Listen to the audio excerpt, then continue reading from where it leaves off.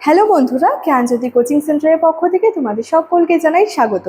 আজকের ক্লাসে আলোচনার বিষয় হচ্ছে সিলেবাস নিয়ে, অর্থাৎ তোমরা যারা নর্থ বেঙ্গল ইউনিভার্সিটির অধীনস্থ বিভিন্ন কলেজগুলিতে পড়াশোনা করছো, তোমাদের জন্য আজকের ক্লাসে কিন্তু ফার্স্ট সেমিস্টারে এসিসিতে যাদের হচ্ছে ট্যুরিজম অ্যান্ড এন্ট্রিপ্রিনিয়রশিপ যেটা রয়েছে, যারা তোমরা নিয়েছো এসিসির মধ্যে এই সাবজেক্টটা আর কি, তাদের এই ট্যুরিজম অ্যান্ড এন্ট্রিপ্রিনিয়রশিপের যে সিলেবাসটা রয়েছে সেটা নিয়েই কিন্তু মূলত আলোচনা করব।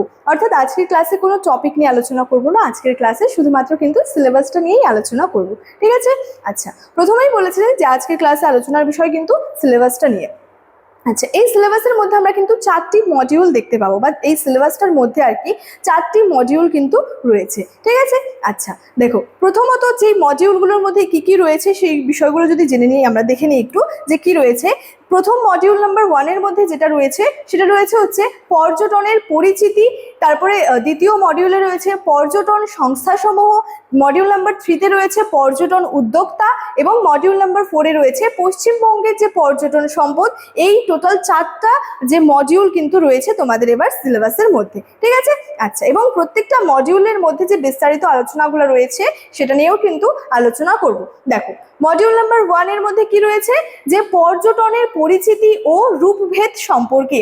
এখানে আমরা কি দেখবো, পর্যটনের মৌলিক যে রূপ সমূহগুলো সেখানে রয়েছে। দেখো, অভ্যন্তরীণ পর্যটন, তারপরে রয়েছে বহির্গামী পর্যটন, তারপরে রয়েছে অন্তর্গামী পর্যটন, এবং তারপরে রয়েছে পর্যটক সম্পর্কে। এবং প্রত্যেকটার মধ্যে কিন্তু কিছু মূল বিষয়গুলো রয়েছে, যেমন অভ্যন্তরীণ পর্যটনের মধ্যে দেশের ভৌগোলিক সীমানার মধ্যে নাগরিকদের ভ্রমণ, বহির্গামী পর্যটনের মধ্যে দেশের নাগরিকদের অন্য দেশে ভ্রমণ, অন্তর্গামী পর্যটনের মধ্যে রয়েছে বিদেশি পর্যটকদের এদেশে ভ্রমণ, এবং পর্যটকদের মধ্যে রয়েছে পর্যটন ও পর্যটকদের যে আধুনিক যে সংজ্ঞা এবং উদ্দেশ্য।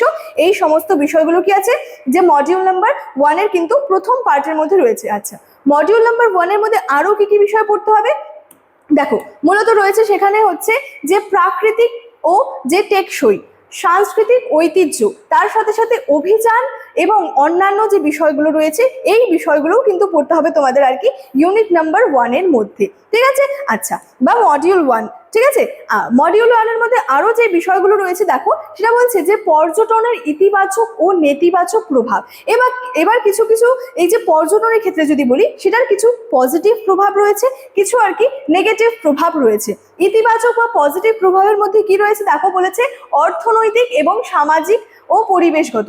অর্থাৎ এখানে বলেছে কর্মসংস্থান সৃষ্টি, বৈদেশিক মুদ্রা অর্জন, আঞ্চলিক অবকাঠামোর সার্বিক উন্নয়ন, তার সাথে সাথে এখানে যে সামাজিক এবং পরিবেশগত কি রয়েছে, সাংস্কৃতিক বিনিময়, স্থানীয় ঐতিহ্যের পুনরুজ্জীবন, এছাড়াও পরিবেশ সংরক্ষণের সচেতনতা বৃদ্ধি। এই সমস্ত বিষয়গুলো ছিল কিন্তু ইতিবাচক বা যে পজিটিভ প্রভাবের মধ্যে।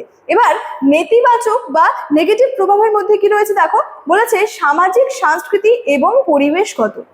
স্থানীয় সংস্কৃতির বাণিজ্যিকীকরণ এবং মূল্যবোধের কিন্তু অবক্ষয় হয়। তার সাথে সাথে পরিবেশগতর মধ্যে কি বলা হচ্ছে, অর্থনৈতিক অতিরিক্ত দূষণ, প্রাকৃতিক সম্পদের অপব্যবহার এবং জীববৈচিত্র্যের ভারসাম্যটা কিন্তু নষ্ট হওয়া। এই যে বিষয়গুলো, এটা পড়ছে কিন্তু নেগেটিভ বা নেতিবাচক প্রভাবের মধ্যে। ঠিক আছে? আচ্ছা, এবার রয়েছে, এটা এতক্ষণ বললাম মডিউল নাম্বার 1 সম্পর্কে, অর্থাৎ মডিউল নাম্বার 1-এর মধ্যে কোন কোন বিষয়গুলো পড়তে হবে সেটা নিয়ে। তারপরে রয়েছে দেখো মডিউল নাম্বার 2, এখানে যে বিষয়গুলো পড়তে হবে সেটা রয়েছে জাতীয় ও রাজ্য পর্যটন সংস্থা সমূহ। এখানে পড়তে হবে কি, এনটিও, যেটা জাতীয় পর্যটন সংস্থা। ঠিক আছে? এখানে পড়তে হবে জাতীয় পর্যটন সংস্থা এবং তার প্রধান যে কিছু নীতিগুলো রয়েছে, নীতি নির্ধারণ যে কার্যাবলী সেগুলো। ঠিক আছে? তারপরে যেটা রয়েছে সেটা হচ্ছে IATO, যেটাকে বলা হচ্ছে Indian association for tour operators. এখানে রয়েছে ভারতীয় ট্যুর অপারেটরদের জাতীয় সংগঠন এবং তাদের যে ভূমিকাগুলো রয়েছে সেটা। তারপরে রয়েছে দেখো যে TAAI, travel agents association of India. এখানে রয়েছে ট্রাভেল এজেন্টদের প্রতিনিধিত্ব এবং পেশাদারিত্ব যে উন্নয়ন, সেই বিষয়টা। তারপরে দেখো লাস্টে রয়েছে STO, রাষ্ট্রীয় পর্যটন সংস্থা। ভারতের বিভিন্ন রাজ্যগুলিতে পর্যটন প্রচার এবং প্রসারের রাজ্য যে পর্যটন যে সংস্থার ভূমিকাগুলো রয়েছে সেটা পড়তে হবে কিন্তু মডিউল নাম্বার 1-এর প্রথম ধাপের মধ্যে। তারপরে মডিউল নাম্বার 2-এর মধ্যে আরো কোন বিষয় রয়েছে দেখো, রয়েছে হচ্ছে আন্তর্জাতিক সংস্থা এবং ট্রাভেল এজেন্সি। এখানে রয়েছে আন্তর্জাতিক সংস্থা সমূহ, যেমন রয়েছে IUOTO, ঠিক আছে, তারপরে রয়েছে UNWTO, ঠিক আছে। আচ্ছা, তারপরে ট্রাভেল এজেন্সির যে ভূমিকা সেটা রয়েছে হচ্ছে প্রধান কার্যাবলী, তারপরে রয়েছে কিন্তু সংগঠন। এই সমস্ত যে বিষয়গুলো আছে এটা কিন্তু মডিউল নাম্বার 2 এর মধ্যেই পড়তে হচ্ছে, ঠিক আছে। তারপরে দেখো, তারপরে রয়েছে মডিউল নাম্বার 3।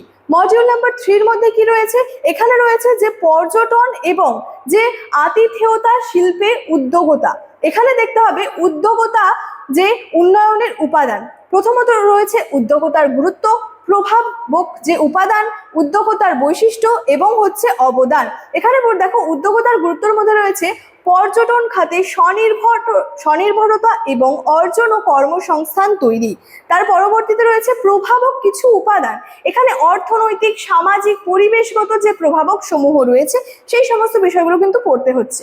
তারপর রয়েছে ঝুঁকি গ্রহণের ক্ষমতা, তারপর অন্যান্য অবদানের ক্ষেত্রে দেশের সামগ্রিক যে পর্যটন পরিকাঠামোর যে গতিশীল উন্নয়ন, এই সমস্ত বিষয়গুলো কি দেখতে হচ্ছে ইউনিট বা মডিউল নাম্বার যে 3 রয়েছে সেটার মধ্যে। মডিউল নাম্বার 3-তে আর কোন বিষয়গুলো রয়েছে, দেখো এখানে রয়েছে ইভেন্টের 5টি যে সি, সেই সিটা নিয়ে কিন্তু দেখতে হচ্ছে। তারপর রয়েছে সফলতার ক্ষেত্রে কিছু মূল পদক্ষেপ, যেমন 5টি সির মধ্যে ধারণা, ব্যয় নির্ধারণ, প্রচার, পছন্দ মাফিক পরিবর্তন, বাস্তবায়ন, এটা রয়েছে, ঠিক আছে। সফলতার কিছু মূল পদক্ষেপ সম্পর্কে কি রয়েছে দেখো, সঠিক কিছু পরিকল্পনা গ্রহণ করা, লক্ষ্য নির্ধারণ করা, নিখুঁত পরিচালনা, সময় সচেতনতা এবং সফল সমাপ্তির মাধ্যমে নির্ভরযোগ্যতা অর্জন করা। এই সমস্ত বিষয়গুলো কিন্তু সফলতার মূল পদক্ষেপের মধ্যে রয়েছে। তারপরে রয়েছে উদীয়মান ক্ষেত্রসমূহ। এখানে রয়েছে হোমস্টে ডেকোরেশন, অ্যাডভেঞ্চার স্পোর্টস, এছাড়াও গাইডেন্স, বিশেষ রন্ধন শৈলী ট্যুর, এই সমস্ত বিষয়গুলো কিন্তু রয়েছে, ঠিক আছে। মডিউল নাম্বার 3 যেটা রয়েছে সেখানেই কিন্তু এটা রয়েছে। মডিউল নাম্বার 3 এর মধ্যে আর কোন কোন বিষয়গুলো রয়েছে দেখো, বলেছে অর্থ যে সংস্থান এবং আর্থিক সহায়তা। এখানে রয়েছে হচ্ছে DIC, জেলা শিল্প কেন্দ্র, মূলধন ও ঋণ সহায়তার প্রধান উৎস। কি রয়েছে, এই যে মূলধন বা ঋণ যে সহায়তা, এটার প্রধান উৎস কি রয়েছে, প্রথমত রয়েছে বাণিজ্যিক ব্যাংক, তারপরে রয়েছে আর্থিক কর্পোরেশন, তারপরে রয়েছে জেলা শিল্প কেন্দ্র, ঠিক আছে। আচ্ছা, এখানে মূলত রয়েছে দেখো বিভিন্ন বিষয়গুলো, যে এই যে বাণিজ্যিক ব্যাংক রয়েছে, আর্থিক কর্পোরেশন রয়েছে, জেলা শিল্প কেন্দ্র রয়েছে, এখানের মধ্যে কি রয়েছে স্টার্ট আপ এবং কার্যকরী যে মূলধন ঋণ প্রদান করা হয়। তাহলে বাণিজ্যিক ব্যাংকের কি করছে, স্টার্ট আপ ও যে কার্যকরী যে মূলধন সেটার ক্ষেত্রে ঋণ প্রদান করছে। আর্থিক কর্পোরেশন দীর্ঘমেয়াদী ঋণের সুবিধা দিচ্ছে। জেলা শিল্প কেন্দ্র কি করছে, গ্রামীণ ও কুটির শিল্পের উদ্যোক্তাদের জন্য অনুদান এবং সরকারি সহায়তার কিন্তু যে সুষম বন্টনটা রয়েছে সেটা কিন্তু তারা করছে।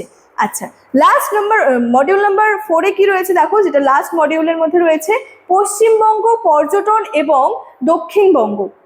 এখানে রয়েছে WBTDC এর ভূমিকা, যেখানে বলেছে পশ্চিমবঙ্গ পর্যটন উন্নয়ন কর্পোরেশন রাজ্যে আধুনিক পরিকাঠামো নির্ণয়ন এবং ট্যুরিস্ট লজ পরিচালনা ও প্রচারের প্রধান স্তম্ভ কিন্তু ছিল এই WBTDC। তারপরে রয়েছে দক্ষিণবঙ্গের প্রধান পর্যটন ক্ষেত্র সমূহ। এখানে রয়েছে দেখো কলকাতা, ঠিক আছে, তারপর রয়েছে সুন্দরবন, এর সাথে সাথে রয়েছে যে গঙ্গাসাগর, দীঘা, যে মুকুট মণিপুর, এই সমস্ত জায়গাগুলো কিন্তু রয়েছে। তার সাথে সাথে রয়েছে শান্তিনিকেতন, বিষ্ণুপুর, এই জায়গাগুলি কিন্তু রয়েছে। তাহলে দক্ষিণবঙ্গের এই যে প্রধান যে পর্যটন ক্ষেত্র সমূহগুলি রয়েছে সেটার মধ্যে বিশেষভাবে রয়েছে কলকাতা, এছাড়াও রয়েছে দীঘা, সুন্দরবন, শান্তিনিকেতন, এই সমস্ত জায়গাগুলো কিন্তু আর কি রয়েছে, ঠিক আছে, পর্যটন ক্ষেত্রসমূহ। তারপরে দেখো কি রয়েছে মডিউল নাম্বার 4 এর মধ্যেই, যে উত্তরবঙ্গ এবং ঐতিহাসিক কেন্দ্র সমূহ। এখানে কি রয়েছে দেখো, বলেছে হিমালয় পর্বত ও ডুয়ার্স অঞ্চল। মূলত প্রথমেই রয়েছে দার্জিলিং ও কালিম্পং এর পাহাড়, এখানে কি মূলত চা বাগান এবং হিমালয়ের দৃশ্য। তারপরে রয়েছে জলপাইগুড়ি ও আলিপুর দুয়ারের ডুয়ার্স অরণ্য, যেখানে রয়েছে জলদাপাড়া এবং বক্সা অভয়ারণ্য, ঠিক আছে। তারপরে রয়েছে ঐতিহাসিক ও ঐতিহ্যবাহী অঞ্চল সমূহ। এখানে মূলত রয়েছে কি কোচবিহার, কোচবিহারের মধ্যে কি সেখানে যে রাজপ্রাসাদ রয়েছে সেটা, মুর্শিদাবাদ, মুর্শিদাবাদের যে হাজারদুয়ারি এবং নবাবী যে ইতিহাস সেটা, মালদা, মালদা হচ্ছে গৌড় ও আদিনা মসজিদ। তারপরে রয়েছে মায়াপুর, মায়াপুর হচ্ছে যে বিশ্ব যে আধ্যাত্মিক কেন্দ্রটা রয়েছে সেটা কিন্তু রয়েছে। তাহলে এই যে উত্তরবঙ্গ এবং উত্তরবঙ্গের যে ঐতিহাসিক কেন্দ্রসমূহ সেগুলোর মধ্যে কিন্তু বিভিন্ন বিষয়গুলো কিন্তু রয়েছে। কিছু হচ্ছে যে হিমালয় পর্বত ও ডুয়ার্সের অঞ্চল রয়েছে, কিছু ঐতিহাসিক এবং ঐতিহ্যবাহী যে অঞ্চল সমূহগুলো কিন্তু রয়েছে, যেগুলো কিন্তু খুবই গুরুত্বপূর্ণ আর কি রয়েছে। ঠিক আছে, তাহলে এই যে তোমাদের এসএসসির যে সিলেবাসটা ছিল সেটা নিয়েই কিন্তু মূলত এতক্ষণ ধরে কিন্তু আলোচনা করলাম। টোটাল কিন্তু 4টা মডিউল বা 4টা কিন্তু ইউনিট রয়েছে এবং প্রত্যেকটা ইউনিটের মধ্যে কিন্তু বিভিন্ন গুরুত্বপূর্ণ বিষয়গুলো কিন্তু রয়েছে। ঠিক আছে, আচ্ছা আজকের ক্লাসের সিলেবাস নিয়ে আলোচনা কিন্তু মূলত এতটাই ছিল। তবে ক্লাসটি শেষ করার আগে তোমাদেরকে একটা ছোট্ট ইনফরমেশন দিয়ে রাখি। তোমরা যারা ভাবছো আমাদের সঙ্গে অনলাইনে যুক্ত হবে তারা স্ক্রিনে দুটি নাম্বার দেখতে পাচ্ছ। এই নাম্বার দুটি হলো আমাদের জ্ঞানজ্যোতি কোচিং সেন্টারের অফিসিয়াল হেল্পলাইন নাম্বার। যে কোনো একটি নাম্বারে যোগাযোগ করে কিন্তু আমাদের সঙ্গে যুক্ত হয়ে যেতে পারো। চলো আজকের ক্লাস এতটাই, দেখা হচ্ছে পরবর্তী ক্লাসে। Thank you so much, thanks for watching.